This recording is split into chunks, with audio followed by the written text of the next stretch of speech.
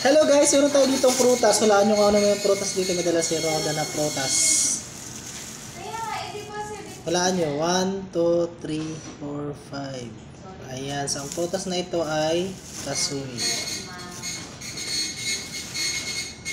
Dalawa siya. Ayan. So, kasui. Ito kalalaki. Grabe rin ang laki ah. No? Dalawa siya. Ano. Actually, meron kami ito sa probinsya. May puno kami sa lolo ko. May puno silang kasoy doon. Malaking puno yun eh. Ngayon, siguro wala. Namatay na siguro yung puno ngayon. Kasi nung last na uwi ko natin, parang inano na eh. Pinutol na nila yung mga sanga-sanga nun. Pero naalala ko ganito.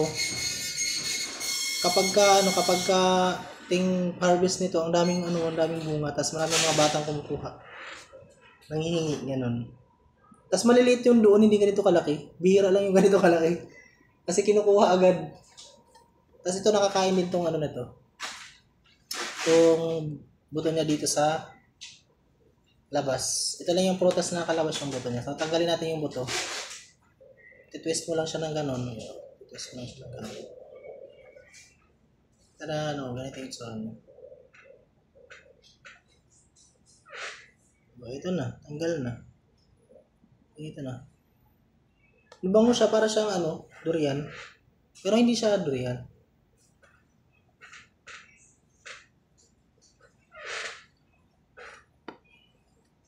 Tikman na natin. May mapait na konti.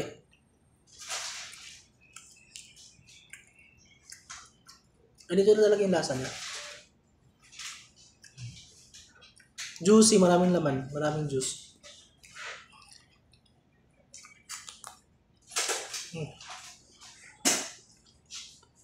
Orodo, sarap.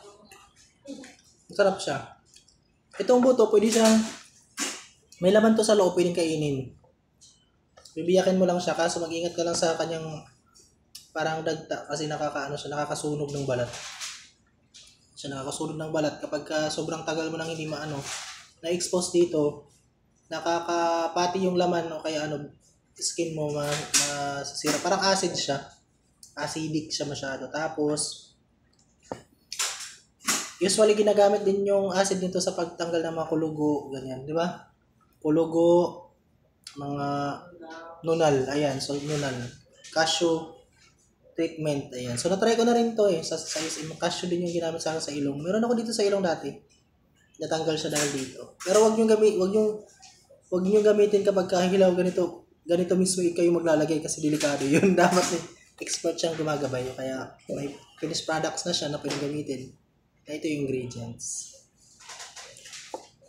Thank you for watching and happy weekend sa inyong lahat. Weekend.